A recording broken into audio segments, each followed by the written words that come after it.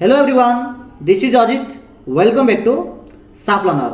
तो पिला माने आमे प्रीवियस क्लास रे पोषण विषय आमे डिस्कस करथले नै कि पोषण अर्थ आमे कोन बुझिथिले ना पोषण अर्थ होची आमे जहा खाउछे ठीक अछि आउ छाडुछे बुझि पारछ ना जहा खाउछे एवं छाडुछे ताकू मुख्यतः आमे कहउथले पोषण ले कहउथले नै कि तो आमे खाउछे कोन पई कहलो बा पोषण क्रिया एक्चुअली हम बॉडी भीतर होची कोन पई ना हमकु शक्ति पाइबा पई बा हमकु काम करने जो शक्ति दरकार से शक्ति पाइबा आमे पोषण करुचे बा खाऊचे आ जहाँ बज्य वस्तु बाहर जहाँकि आमर बॉडी भितर 2 एवं 1 गोटे बाहर को चली जाए जो बड़का जो शक्ति रुहे बुझीपार से शक्ति को आम बॉडी व्यवहार करे तार डेली कार्य करने। तो ये बड़ बड़ प्रश्न आसुची से खाद्यर ताहले शक्ति तैयारी होउछि किपरि आम जो खाद्य खाऊचे से खाद्यर शक्ति तैयारी होउछि किपरि एथिपई दायी अटे यही शोषण प्रक्रिया जहाँकि तुम जीव विज्ञान बहिर द्वितीय चैप्टर शोषण बा ताको रेस्पिरेशन बोली कहा जाए।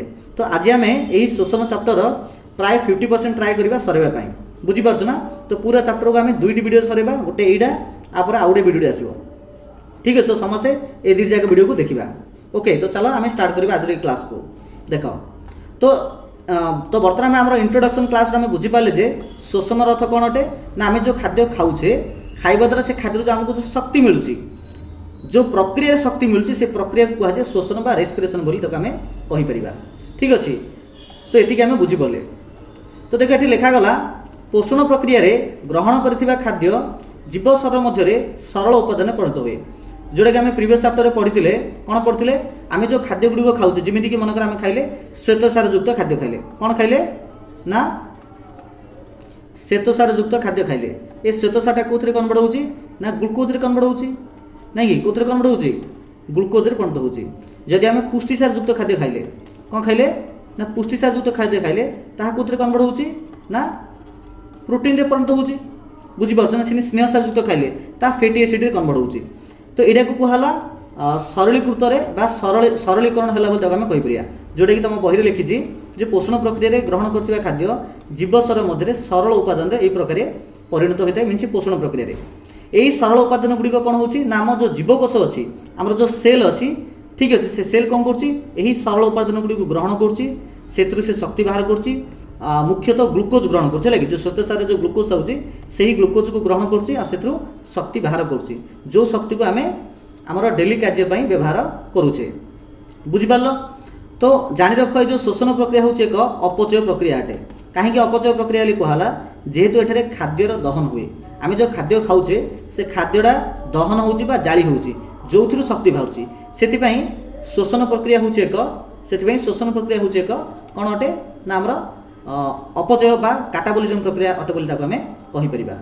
जो शक्ति आम पाहुचे ठीक अच्छे ताको आमे प्रत्यक्ष बा परोक्ष भाव में जीव को क्रियाशील कराए मीन्स जीव मीन्स आमे माने बा आम भाया जी एनिमल अच्छा जी जीव जीव मैंने अच्छा से समस्त यही शक्ति को व्यवहार करती निजर कौन बचापी बा निजर दैनंदिन जेकोसी कार्य करने ओके। तेणु शोषण प्रक्रिया द्वारा जीव ग्रहण करथिबा खाद्यर जारण बा दहन घटी शक्ति मुक्त होगा सह अंगारकाम्ल तो बाहर थाए। आपण मैंने ये देखूँ गोटे गोटे इक्वेशन आपको देखा देख देख यहाँ हूँ आम ग्लूकोज ग्लूकोजर संकेत हूँ C6H12O6 ये कौन कला ना अम्लजान सहित रिएक्शन कला ओके। तो रिएक्शन कले कौन कर ना ये शक्ति बाहर तो शक्ति तो बाहर सहित आउ कौन बाहर अंगारकाम्ल गैस बाहर सहित जल बाहर तो अंगारकाम्ल जल और शक्ति बाहर जितेबाला आम खाऊा खाद्यर दहन है बा दहन है समय दहन होबार अर्थ हूँ अम्लजान सहित रिएक्शन करवा। बर्तमान देखा शोषण प्रकार देख शोषण अर्थ कौन ना जो ग्लूकोज था ये ग्लूकोज जो रिएक्शन कर क्या सहित अम्लजान सहित रिएक्शन कर अंगारकाम्ल जल और शक्ति बाहर कर जो शोषण प्रक्रिया अच्छी मुख्यतः 2 प्रकार बुझीपार ना। शोषण हूँ 2 प्रकार कौन कौन से 2 प्रकार चलो देखा गोटे हूँ वायु उपजीवी शोषण आउ गोटे हूँ वायु अपजीवी शोषण। अच्छा वायु उपजीवी शोषण क्या कहवा ना जो अम्लजान थाए जो अम्लजान उपस्थित जो शोषण प्रक्रिया संघटित हुए ताको आम कहवा वायु उपजीवी शोषण। ठीक से प्रकार जो प्रक्रिया अम्लजान न थाए अर्थात अम्लजान अनुपस्थित जो शोषण प्रक्रिया संघटित होता है ताको आम वायु अपजीवी शोषण कहवा। जेहेतु देख वायु उपजीवी शोषण में अम्लजान व्यवहार होची जेहेतु अम्लजान व्यवहार होची तेणु एथुरु पिला माने अधिक शक्ति मिल। ठीक अच्छे, अधिका शक्ति आम पाइपर। जेहेतु वायु अपजीवी शोषण में अम्लजान न था, अम्लजान अभाव था, अभाव कौन पूरा न था आम कहीपर। तो जेहेतु ये अम्लजान न था तेणु ये आम कम शक्ति पाचे। बुझीपार ना। तो वायु अपजीवी शोषण आम कम शक्ति पाइबा, आ वायु उपजीवी शोषण आम अधिक शक्ति पाइबा। जेहेतु वायु उपजीवी शोषण में कौन था अम्लजान था, आ वायु अपजीवी शोषण में अम्लजान न था। तो ये जिन पिला माने आम शोषण प्रकार भेद आम बुझीपारे। ठीक अच्छे। आउ गोटे जिन जान, शोषण में ग्लुकोज भली सरल खाद्य जारित हो से जो शक्ति बाहर से शक्ति गुड़िक मुख्यतः एटीपी आकार स्टोर होता है, जोटा कि आम आगुरी अलरेडी आम पढ़ीचे जो आम जो कोष था पे कौन था आम जो कोष था लगे मनकर यहाँ कोष, कोष भितर कौन था माइटोकॉन्ड्रिया नामक गोटे अंगीकार रही था। जिते आम जो खाद्य खाऊे से खाद्यर सरलीकृत उपादान कोष भितर जो एंट्री करुँचे माइटोकॉन्ड्रिया को जाऊँगी। यही माइटोकॉन्ड्रिया से खाद्यर कौन हो दहन हो दहन होगापर से जो शक्ति प्रोड्यूस हो शक्ति जो बाहर से शक्ति गुड़िक मुख्यतः एटीपी आकार स्टोर हो। ठीक अच्छे। एटीपी अर्थ कौन एडिनोसाइन ट्राइफस्फेट, एडिनोसाइन ट्राइफस्फेट एक्चुअली कौन हो जान देख आउ गोटे जिन मुझे एक्चुअली आम जो माइटोकॉन्ड्रिया भितर एक्चुअली एटीपी होगा पूर्व से गुड़िक एडीपी हो एडिनोसाइन डाइफस्फेट था। जिते अम्लजान आसूँ ग्लुकोज आसूँ तार दहन हो शक्ति प्रोड्यूस हो तो एडीपी सहित गोटे फस्फेट आसिक मिस जाऊँगी आमर एटीपी एडिनोसाइन ट्राइफस्फेट या जोटा कि आम शरीर शक्ति कौन कह शक्ति मुद्रा बोली कहीपर। बुझीपार ना। तो शक्ति गुड़िक जेहेतु आम एटीपी आकार स्टोर हुए एटीपी को शक्ति मुद्रा बोली कह जाए। ठीक अच्छे। चलो नेक्स्ट देख तापर आसला कोशीय शोषण। कौन आसला कोशीय शोषण। कोशीय शोषण हुए किपर देख ये लिखला जे खाद्यर जारण होगा, खाद्यर जारण होबार अर्थ हो ग्लुकोज सहित जो अम्लजान रिएक्शन हुए आ विघटन हो जो उपादान गुड़िक बाहर करे यह आम कह खाद्यर जारण है बोली कहवा। जारण अर्थ ऑक्सीडेशन, जोटा कि तुम ऑलरेडी भौतिक विज्ञान प्रथम चैप्टर पढ़ीच। गोटे जिनस जब अम्लजान जब हासिल करुच्ची गोटे जिनस जब अम्लजान आहरण करें जारण बोली कहचे। तो अम्लजान आहरण कर अर्थ हो अम्लजान सहित रिएक्शन करवा। ओके। तो खाद्यर जारण हो शक्ति मोचन होगा। ठीक अच्छे। शक्ति को व्यवहार करवा शक्ति से तैयारी होगा व्यवहार कराव अंगारकाम्ल प्रस्तुत करवा। ये समस्त कार्य पे कोष रही है। कहीं ना कोष भितर जो माइटोकॉन्ड्रिया अच्छी से माइटोकॉन्ड्रिया द्वारा जेहेतु ये समस्त कार्य होता है तेना आम कहीपर समस्त प्रक्रिया आम कोष भितर होता है आराम से कहीपर। ठीक अच्छे। देख कोशीय शोषण आमर दरकार कौन ना गोटे 6 कार्बन विशिष्ट गोटे ग्लुकोज अणु दरकार। आ सी जो अम्लजान सहित रिएक्शन कर ऑटोमेटिक जारण हम से शक्ति बाहर या सहित अंगारकाम्ल गैस आउ जल निर्गत हम। बुझीपार यही जो आम कोशीय शोषण प्रक्रिया होता है जो आम कोशीय शोषण होता है मीन्स ग्लुकोज रु बाहर कौन अंगारकाम्ल बाहरला ता सहित बाहरला आमर जल बाहरला और शक्ति बाहरला। ये 3टा बाहर ये 3टा बाहर पे पे 3टा पर्याय अच्छी 3टा पद्धति अच्छी कौन अच्छी 3टा प्रोसेस अच्छी कौन कौन से देख। प्रथम पद्धति हूँ ग्लाइकोलिसिस। प्रथम पद्धति कौन कह ग्लाइकोलिसिस। सेकेंड हूँ साइट्रिक अम्ल चक्र। बहुत इंटरेस्टिंग पे बहुत सहज भाव में पढ़ा। मुझे ग्यारंटी ये कहूँ जे क्लास सरला तुम ये सब जिन जोटा कि आई थिंक तुम मानक हूँ कष्ट लगुव किंतु आम एमती पढ़ा बहुत इजिली तुम मन रही। ठीक अच्छे। तो ग्लाइकोलिसिस साइट्रिक अम्ल चक्र आउ इलेक्ट्रॉन परिवहन संस्था ये 3टा हूँ पर्याय। यही 3टा पर्याय ये जो ग्लुकोज अणु अच्छी से ग्लुकोज अणुटा अंगारकाम्ल जल और शक्ति परिणत होची। तो 3 जाक प्रोसेस को आम पूरा डिटेल्स रे यही वीडियो आम आलोचना करवा। ठीक अच्छे। तो चलो प्रथम आम देखा कौन देखा ये जो ग्लाइकोलिसिस प्रक्रिया अच्छी ये ग्लाइकोलिसिस प्रक्रिया जाना पूर्व प्रथम ये जिनसा जाना जे कोशीय शोषण आधार अर्थ कौन अटे। देख बेले कोशीय शोषण आधार कोशीय शोषण आधार अर्थ कौन जानना एवं जो आम 3टा प्रक्रिया पढ़ले कौन कौन ग्लाइकोलिसिस तापर आसला साइट्रिक अम्ल चक्र तापर आसला आमर इलेक्ट्रॉन परिवहन संस्था। ये 3टा प्रोसेस रे कोष कौन कर शोषण प्रक्रिया संगठित कर बाहर कर शक्ति जल आ अंगारकाम्ल बाहर कर। ठीक अच्छे। तो 3टा जो प्रक्रिया आसला 3टा प्रक्रिया किपरि संगठित होची प्रथम गोटे सम्यक रूपे धारणा पाइबा। ओके। तो देख यहाँ हूँ आमर कोष यहाँ कौन अटे यहाँ हूँ आमर कोषर चित्र अटे। ये कोष भितर देख अच्छी कौन कोष रस अच्छी जहाँ को कोष जीवक कहे मुख्यतः ये जो खाली जगह जो तुम जो देखुच ये सब जगह हूँ कोष जीवक। ये सब जगह हूँ आमर कौन अटे ना कोष जीवक अटे। बुझीपार। जहाँ को आम इंग्लीश रे साइटोप्लाज्म बोली कह जाए मन रखी इंग्लीश टर्म जहाँ पे पे मन रखु जो तुम +2 साइंस नब तो ये इंग्लीश वर्ड तुमको जाना पड़ो। तो कोषरस कोष जीवक थाए आउ गए देख बहुत गुड अंगिका था जमीक आमर कौन अच्छी राइबोजियम अच्छी भी अच्छी न्यूक्लियस अच्छी जहाँ आम नेस्टियली कहे सहित माइटोकॉन्ड्रिया अच्छी ओके गल्गी बॉडी अच्छी ये सब जाक हूँ कोष भितर गोटे गोटे अंगिका अटे। तो मुख्यतः कोष क्या नहीं अटे ना कोष मुख्यतः कोष जीवक सहित से बहुत गुटे अंगिका अच्छी सहित कोष भितर बहुत गुटे एंजाइम अच्छी बहुत गुटे प्रोटीन अच्छी ये समस्त पदार्थ को लेकर कोषटा तैयारी होता है। आ ये समस्त पदार्थ गुड़िक गोटे आवरण द्वारा बांधि था जहाँ आम कोष झिली बोली कहे बुझीपार ना। यहाँ देख यहाँ हूँ कोष झिली तो कोषर बाह्य आवरण को आम कहे कोष झिली कहे भितर जो रस रही था जहाँ आम कोष रस बा कोष जीवक बोली कहीपर। ये देख माइटोकॉन्ड्रिया नाम गोटे उपादान अच्छे।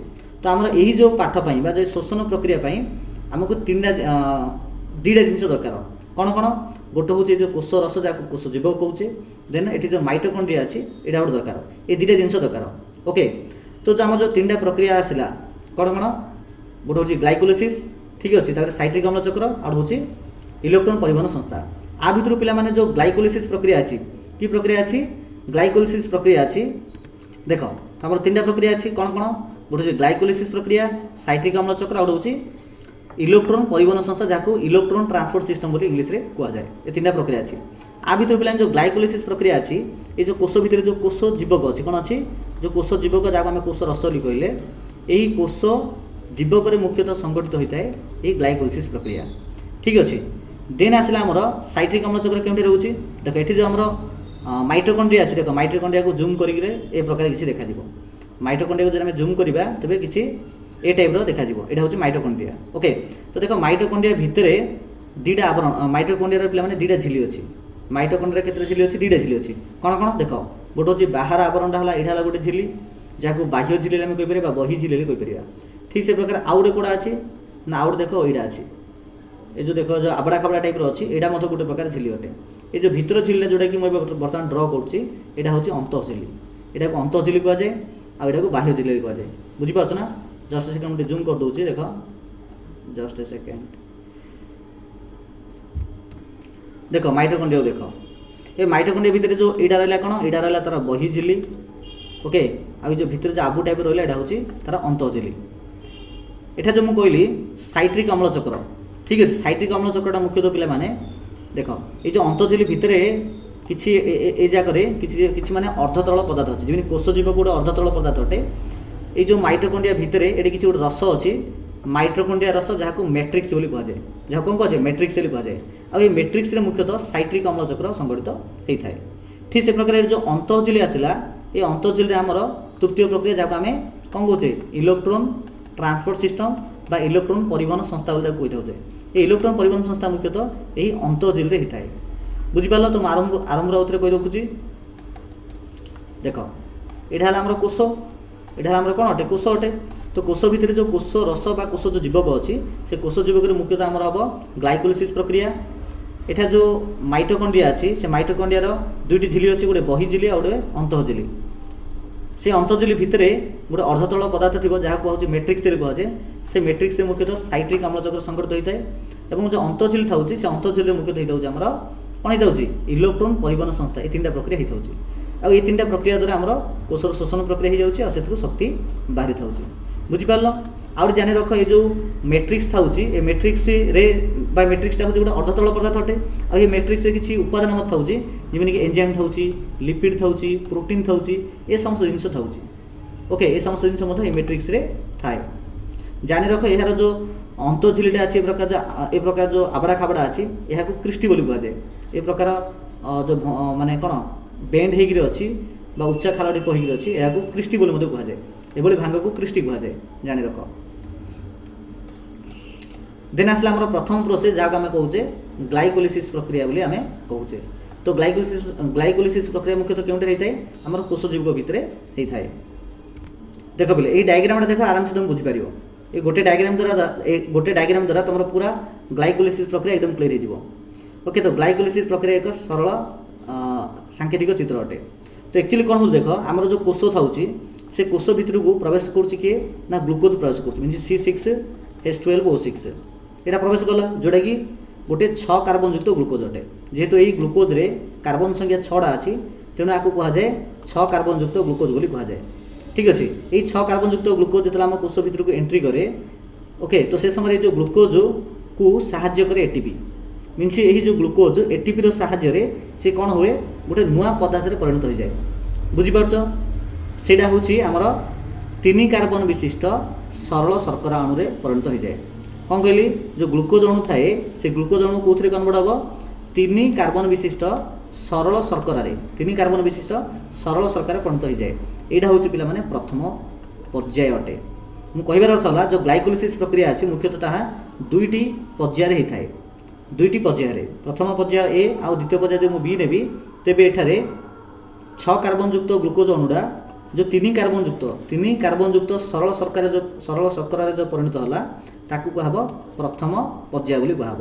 ठीक अच्छे यापर कौन हम ये जो 2टी जो बाहर 3 कार्बन युक्त सरल शर्करा ता कौन हम द्वितीय पर्याय को जीव आज जो द्वितीय पर्याय को जीव से 3 कार्बन युक्त पायरुविक अम्ल तैयार हो कौन तैयार हो 3 कार्बन विशिष्ट पायरुविक अम्ल तैयार हो केतटा तैयार हो ना से 2टा तैयार हो जेहेतु कार्बन युक्त ग्लुकोज रे 6टा कार्बन था आउ यही प्रथम पर्याय जो तैयार होची से 3 कार्बन युक्त सरल शर्करा तैयार करथियो 2टा तैयार करथियो केते तैयार करथियो 2टा तैयार करथियो ए 2टा जाका ए जो 2टा 3 कार्बन युक्त सरल शर्करा का परिणत हबा हमर 3 कार्बन युक्त पायरुविक अम्ल रे परिणत हो जिवो।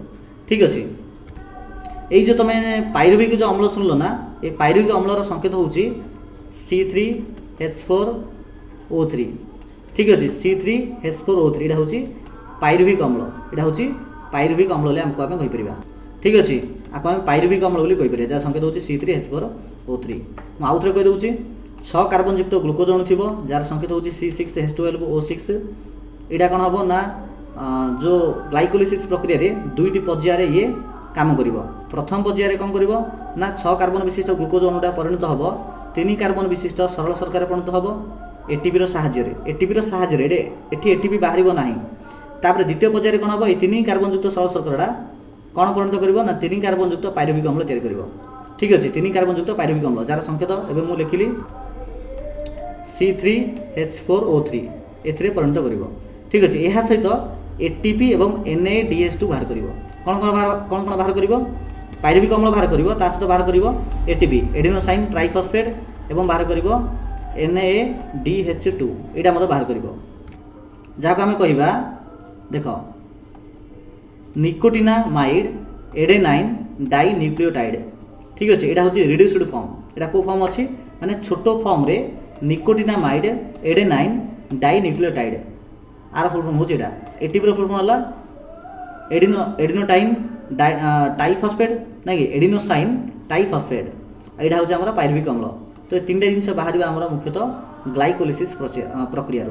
ठीक अच्छे देन देखिए आम जो पायरुविक माने 6 कार्बन विशिष्ट ग्लुकोज अणु जो 3 कार्बन विशिष्ट पायरुविक अम्ल जो परिणत होला से जो 3 कार्बन विशिष्ट पायरुविक अम्ल एबे किपरि काम रे लागिवो जाकु कहा जाउची कोष जीवक रे पायरुविक अम्लर परिवेश अनुरूप कार्यकारिता। तो एठार मुख्यतः डिस्कस करिबा जेतेबेले अम्लजान उपस्थित रे एई पायरुविक अम्लडा कोन करछि आ अम्लजान अनुपस्थित रे एई पायरुविक अम्ल कोन करछि।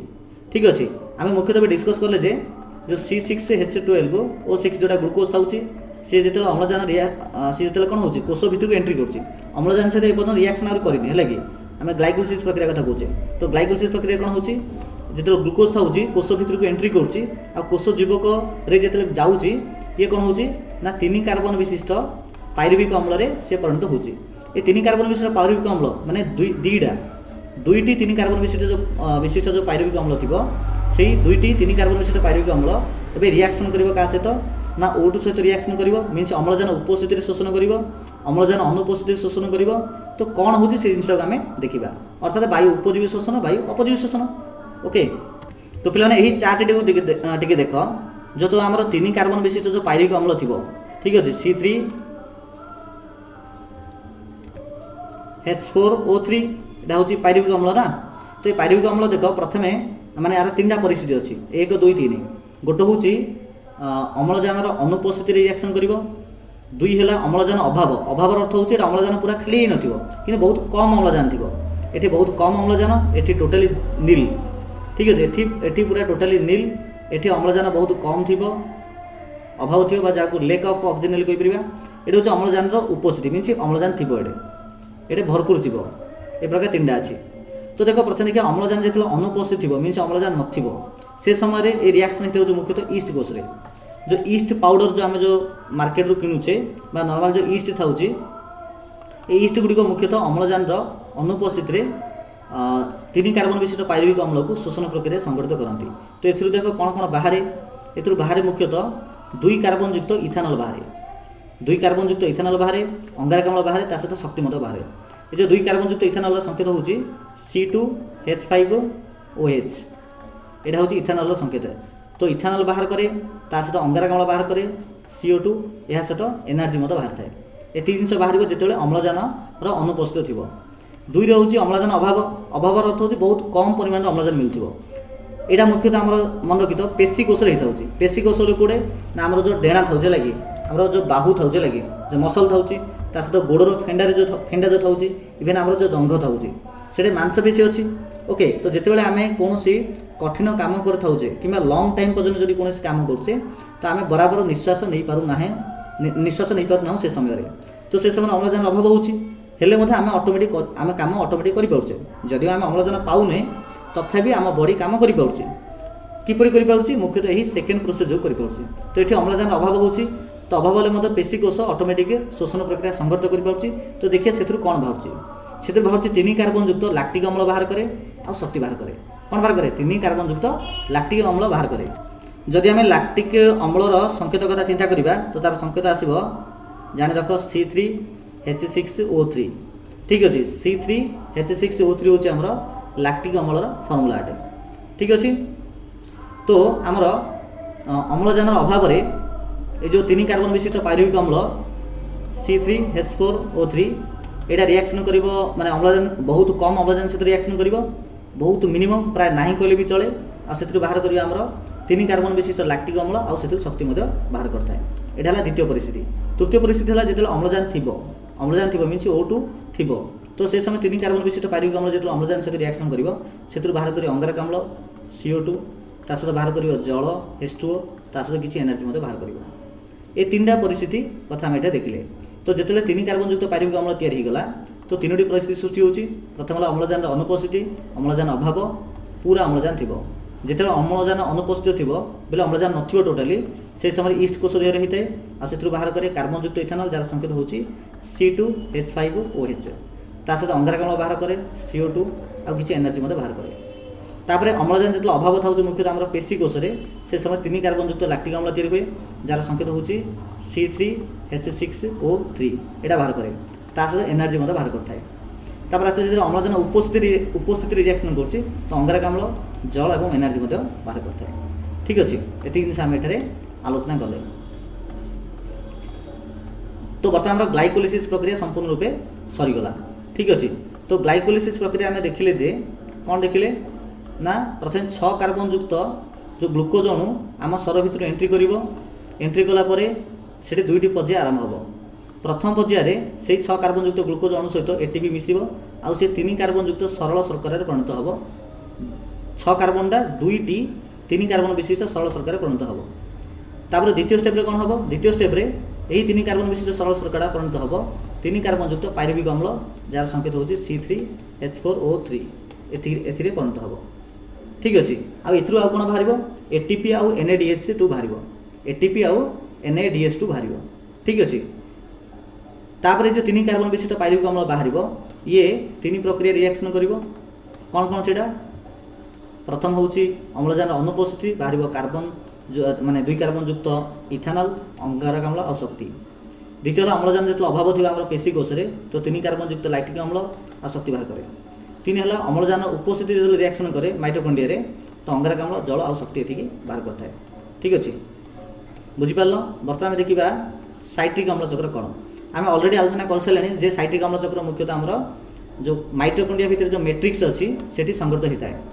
तो देख यहाँ जदि आम कोष है ये कोष भितर देख यहाँ हूँ बाह्य आवरण को आम कह कोष झिली बोली कह ठीक अच्छे आ भितर यहाँ कह नेस्टी बोली कह। तापर देख एगुड़िक हूँ माइटोकॉन्ड्रिया एगुड़िक हूँ माइटोकॉन्ड्रिया। तो माइटोकॉन्ड्रिया भितर कौन कौन था देख यहाँ हूँ माइटोकॉन्ड्रिया। ये माइटोकॉन्ड्रिया दुईटी झिली था, गोटे बाहर झिली आ गोटे भीतर झिली। ठीक अच्छे, तो बाहर झिली कहुच्छे बही झिली आ भीतर झिली कहुच्छे अंतझिली कहुए। ये जो अंतझिली भितर किसी तरल अर्धतरल पदार्थ है जहाँ आम मैट्रिक्स कहूचे। ये मैट्रिक्स एक साइट्रिक अम्ल चक्र संगठित होता है। और जो अंतझिली था अंतझिली मुख्यतः आमर इलेक्ट्रॉन परिवहन संस्था जोटा कि तृतीय स्टेप अटे तृतीय पद्धति अटे शोषण प्रक्रियार ताहा संगठित हो जाणी रख। ये सब कोशीय शोषण, यहाँ आम कौ शोषण कथा पढ़ुचे, कोशीय शोषण कथा पढ़ुचे। ओके, तो पिला आम बर्तमान देखा आमर साइट्रिक अम्ल चक्र जोटा कि द्वितीय स्टेप अटे जोटा कि आम माइटोकॉन्ड्रिया भितर संगठित होता है। जाणी रख जो साइट्रिक अम्ल चक्र प्रक्रिया मुख्यतः सेम टू सेम ग्लाइकोलिसिस प्रक्रिया भाया दुईटी पर्याय होता है। देख यहाँ हूँ प्रथम पर्याय, यहाँ हूँ द्वितीय पर्याय। तो प्रथम पर्याय कौन हम देख, जो ग्लाइकोलिसिस प्रक्रिया जो पायरुविक अम्ल तैयारी हो जार संकेत हूँ C3H4OH3। ये जो पायरुविक अम्ल 3 कार्बन विशिष्ट जो पायरुविक अम्ल तैयारी हो, ये 3 कार्बन विशिष्ट पायरुविक अम्लटा साइट्रिक अम्ल चक्र को जीव। ठीक अच्छे, तो सेठी कौन हम ना दुईटी पर्याय किसी जिनस एठारे तैयारी हम। तो प्रथम पर्याय कौन हम देख, ये जो 3 कार्बन विशिष्ट पायरुविक अम्लटा प्रथम पर्याय कौन कौन तैयारी करिवो ना NaDH2 कौन कौन तैयारी करिवो NaDH2 आ CO2 ये दुटा जिनस ता सहित 2 कार्बन युक्त सक्रिय अणु तैयारी करिवो। तो 3 कार्बन विशिष्ट पायरुविक अम्ल जेतेबेले माइटोकॉन्ड्रिया जो मैट्रिक्स भितर एंट्री करिवो, एंट्री कला परे तो प्रथम पर्याय कौन होची ना जो 3 कार्बन विशिष्ट जो पायरुविक अम्लटा जो माइटोकॉन्ड्रिया मैट्रिक्स भितर जाउची, से मैट्रिक्स रे कौन होची ना किछि एंजाइम थाउची। ठीक अच्छे, तो से एंजाइम रो सहाय्य रे से 3टा जिनस तैयारी करछि। गोटे NaDH2 तैयारी करछि। ठीक अच्छे, NaDH2 रो अर्थ होची निकोटिनामाइड एडेनाइन डाई न्यूक्लियोटाइड। तो ठीक अच्छे, तो NaDH2 तैयारी करछि ता सहित अंगारकाम्ल गैस मध्य बाहर करछि, ता सहित 2 कार्बन युक्त सक्रिय अणु मध्य बाहर करछि। 2 कार्बन युक्त सक्रिय अणु बाहर करछि प्रथम पर्याय। तापर द्वितीय पर्याय आरंभ होछि। द्वितीय पर्याय जेतला आरंभ होछि कोन देख, गोटे 4 कार्बन विशिष्ट गोटे ऑक्जालो एसिटिक एसिड थाउछि। ठीक अच्छे, 4 कार्बन विशिष्ट गोटे ऑक्जालो एसिटिक एसिड थाउछि। से 4 कार्बन युक्त ऑक्जालो एसिटिक अम्लटा कौन हम, ये जो 2 कार्बन युक्त सक्रिय अणु सहित मिसिबो। ये अच्छी 4 ये अच्छी 2, तो 4 + 2 मिसिज हो 6। तो ये 4 2 मिसिक 6 कार्बन विशिष्ट साइट्रिक अम्ल परिणत हो।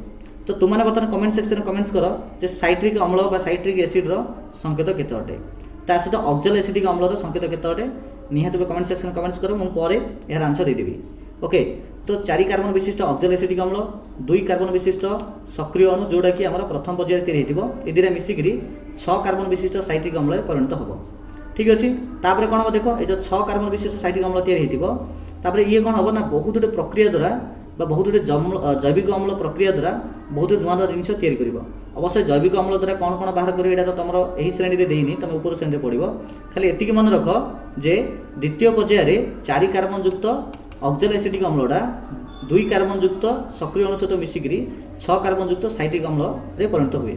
आ सेथिरु किछि अंगारकाम्ल गैस बाहर करे, सेथिरु किछि ATP बाहर, ता सहित NaDH2 मते बाहर। देखो NaDH2 तुमरो प्रथम पर्याय भी बाहर थिला, प्रथम पर्याय तुमरो CO2 भी बाहर थिला, द्वितीय पर्याय मते से CO2 बाहरिबो, ता सहित ATP बाहरिबो, NaDH2 बाहरिबो, ता सहित FADH2 मते बाहरिबो। ठीक अछि, FADH2 रो अर्थ होउची बा तार फुल फॉर्म होउची, ताकू को होउची flavin adenine dinucleotide. Flavin adenine dinucleotide बोली ताकू कहा जाए। ठीक अच्छे, आर अर्थ होउची न्यूक्लियोटाइड एडिनोडाइन डाई न्यूक्लियोटाइड। ठीक अच्छे, निकोटिनामाइड निकोटिनामाइड। ठीक अच्छे, एडेनाइन डाई न्यूक्लियोटाइड। तो प्रोनाउंसिएशन टिक प्रॉब्लम होउची, आकु प्रैक्टिस करियो छै लगी। आर होउची फ्लेविन एडेनाइन डाई न्यूक्लियोटाइड। तो ना जा मन रखु, तो ये तुम बुक रे भी देइछि। तो ये प्रकार परिणत हुए। तो मुझे आउ थे कही दूसरी आमर साइट्रिक अम्ल चक्र कौन हो ग्लाइकोलिसिस प्रक्रिया जो पायरुविक अम्ल आसो सी आम जो कोष भितर तो अलरेडी से एंट्री कर दी जो आम माइटोकॉन्ड्रिया था से माइटोकॉन्ड्रिया भितर एंट्री कर आम जो अच्छी कौन अच्छी जो माने माइटोकॉन्ड्रिया भितर जो रस पदार्थ अच्छी जहाँ आम मैट्रिक्स बोली कहूचे तो से मैट्रिक्स भितर को जीव से मैट्रिक्स भितर किसी एंजाइम था से एंजाइम साहाय्य ये पायरुविक अम्लटा प्रथम पर्यायर NaDH2 CO2 और 2 कार्बन युक्त सक्रिय अणु तैयारी करिवो। এই 2 कार्बन युक्त सक्रिय अणु कौन हम तापर द्वितीय पर्याय को जीव द्वितीय पर्याय 4 कार्बन युक्त ऑक्सालो एसिटिक अम्ल सहित रिएक्शन करिवो मिसिकरी 6 कार्बन युक्त ये 4 ये 2 6 कार्बन युक्त साइट्रिक अम्ल परिणत हम तापर से किसी CO2 बाहर से किसी ATP बाहर किसी NADH2 बाहर ता सहित किसी FADH2 बाहर ठीक अच्छे ओके। तो ये आम सरला पूरा आमर साइट्रिक अम्ल चक्र सरला। यही साइट्रिक अम्ल चक्र को 1953 मसीह सार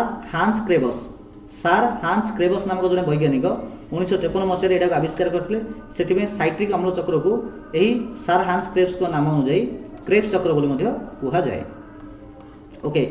तापर आमर लास्ट टॉपिक आसला इलेक्ट्रॉन परिवहन संस्था जोटा कि आमर जो माइटोकॉन्ड्रिया था ठीक अच्छे। ये माइटोकॉन्ड्रिया जो अंतःझिली अच्छी ठीक अच्छे जो अंतःझिली अच्छी से अंतःझिली मुख्यतः यहाँ संगठित होता है।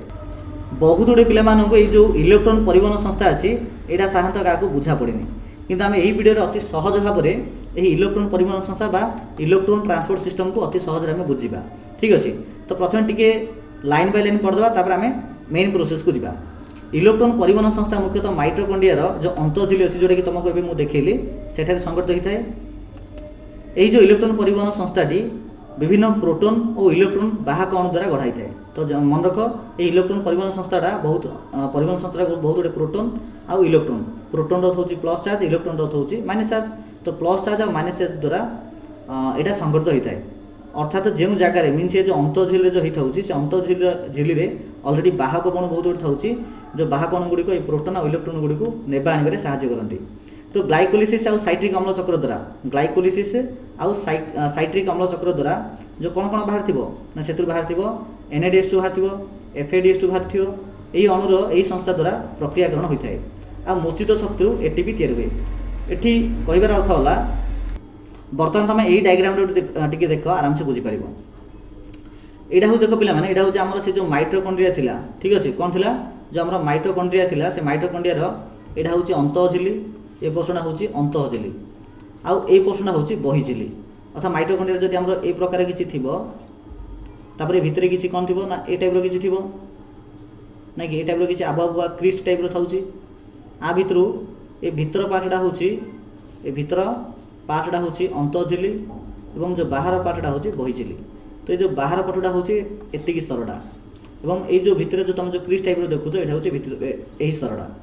ये जो बहिझिली अंतःझिली भितर किसी गैप था किसी कौन था किसी गैप था ये जो गैपटा को कहुच्छे पे मध्यवर्ती अंचल बोली कहुए कौन कहुए मध्यवर्ती अंचल बोली कहुए ये जिन मन रख।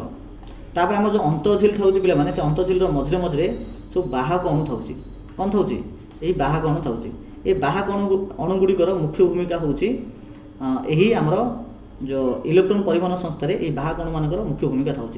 तो हूँ कौन एक्चुअल देख जो आमर ग्लाइकोलिसिस आउ साइट्रिक अम्ल चक्र कौन कौन तैयारी हो ना आमर तैयारी हो NADH2 तापर आउ कौन तैयारी हो FADH2 ठीक अच्छे ये जिनस गुड़ी तैयारी हो NADH2 और FADH2 गुड़ी ये जो अंतःझिली पाखक जीव देख ये NADH2 आसला ये FADH2 आसला आसिकी ये जो अंतःझिली पाख भितर एंट्री कला जमी एंट्री कर देख ये अंतःझिली पाखे कौन अच्छे ना बाहक अणु अच्छी ये बाहक अणु कौन कर NADH2 रु ये H2 टाक बाहर करद आ बाहर कर निज भितर नहीं जीव आउ कौन ना खाली NAD खाली NAD जब NADH2 जब Hटा पला तो केवल NAD प्लस आका बुझीपार जो Hटा जो नब से Hटा नहीं ये जो मध्यवर्ती अंचल ना ये मध्यवर्ती अंचल नहीं Hटा छाड़ ठीक अच्छे। ठीक से प्रकार जो FADH2 आसो FADH2 जो अंतःझिली पाखक आसो से अंतःझिली पाखे जो बाहक अणु थी से बाहक अणु कौन कर FADH2 रु H2 को बाहर करी से जो मध्यवर्ती अंचल अच्छी से मध्यवर्ती अंचल को छाड़देव आउ एपटे रिटर्न करदेव कौन ना FAD प्लस रिटर्न करदेव ठीक अच्छे। ये प्रक्रिया जो NADH2 और FADH2 गुड़िक H2 जाक पलैब से बही लिखाला जे NADH2 और FADH2 रु ही तैयारी हुए कौन ATP तैयारी हुए NADH2 और FADH2 रु ही ATP तैयारी होची ठीक अच्छे। एडिनोसाइन ट्राइफॉस्फेट जोटा कि शक्ति मुद्रा अटे ये शक्ति मुद्रा एमानक ठार ही तैयारी होची।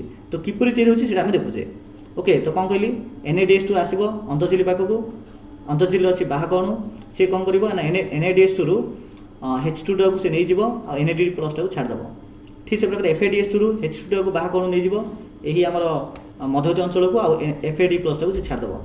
तापर देख बहुत गुटे H छाड़ला बहुत हेच छाड़ा पर देख हेच छाड़ार अर्थ होता हूँ प्लस मीनस यहाँ हूँ प्लस चार्ज अटे बा पॉजिटिव चार्ज अटे बोली आम कहीपर यह सहित पे भितर कौन थी ना किसी इलेक्ट्रोन थी कौन थी किसी इलेक्ट्रोन थी से इलेक्ट्रोन गुड़िक कौन हम ना प्रथम बाहक अणु ए बाहक अणु यही बाहक अणु यही बाहक अणु यही बाहक अणु तापर एमती यही बाहक अणु तापर यही बाहक अणु एमती गोटे पर गोटे बाहक अणु होकर इलेक्ट्रोन गुड़िक ये पाखे लास्ट आसी पहुँच बुझीपार ये लास्ट थी गोटे पिला माने गोटे एंजाइम अच्छी से एंजाइम को कहुच्छी एटीपी एंजाइम कथा कौन कहूँ ATP synthesize enzyme ATP synthesize enzyme बोली कहुए तो एटीपी सिंथेसाइज एंजाइम पाक आसला कौन हम देख देख एडे बहुत गुड़े हेच थी हेच गुड़िक प्रभावित होकर हेच गुड़िक प्रभावित होकर कौड़ी आसो ना एटीपी जो सिंथेसाइज नामक जो एंजाइम थी एटीपी सिंथेसाइज नामक जो एंजाइम थी आ पाखे आसी पहुँच कौन पहुँच ये हेच प्लस जगह पहुँच क्यों जगार पहुँच ये जो मध्यवर्ती अंचल जगार जो हेच जगह भर्ती होती है आसी पहुँच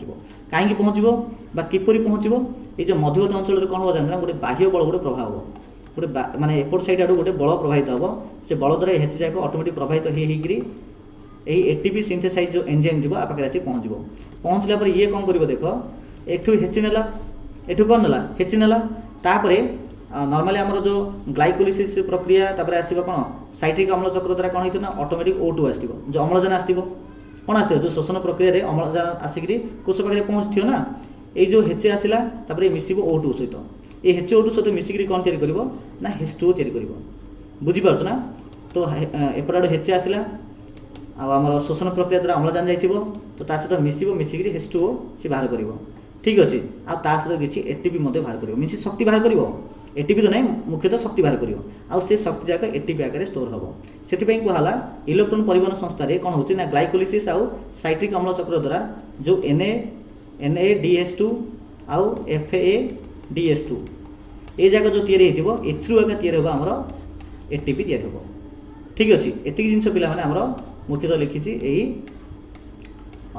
इलेक्ट्रोन परिवहन संस्था बुझीपार ओके तो ये आम सरला ये गोटे देख जिन लिखाला वायु उपजीवी शोषण मीनस जो अम्लजान उपस्थित थी से समय जो 6 कार्बन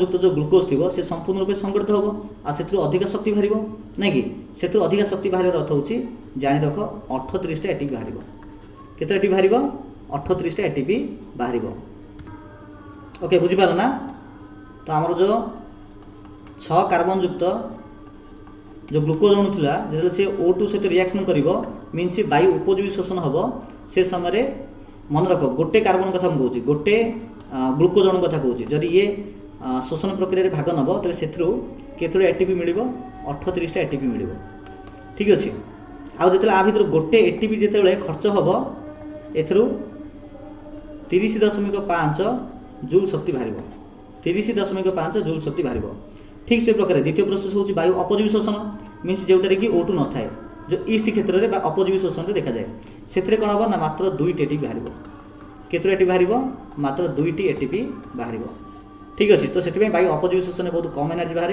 आ वायु उपजीवी शोषण में बहुत अधिक एनर्जी बाहर ओके जोटा कि लिखा देख 38 एटीपी और 2 एटीपी बर्तमान लास्ट टॉपिक आसला जहाँ को आम पढ़ा वायु उपजीवी शोषण आ वायु अपजीवी शोषण ठीक अच्छे तो देख वायु उपजीवी शोषण कौन हम ना मुख्यतः वायु उपजीवी शोषण में अम्लजान आवश्यक वायु अपजीवी शोषण में अम्लजान आवश्यक होना वायु उपजीवी शोषण मीनस O2 जो थी से गोटे ग्लुकोज अणु जब भांग से 38 एटीपी बाहर एठारे 2टी एटीपी बाहर ए अंगारकाम्ल सहित जल बाहर थाए ए इथानल बाहर जार संकेत हूँ C2H5OH इथानल बाहर ता सहित इथानल जोड़ा को आम सुरासार बोली कही था आ बेले वायु अपजीवी जोड़ा को आम कहूचे जो पेशी कोष होता है से लैक्टिक अम्ल बाहर था ठीक अच्छे तापर आस देख वायु उपजीवी शोषण में ए ग्लुकोजर संपूर्ण जारण हुए ए ग्लुकोजर संपूर्ण जारण हुए ना जेहतु संपूर्ण जारण हुए ना से मात्र 2टी एटीपी बाहर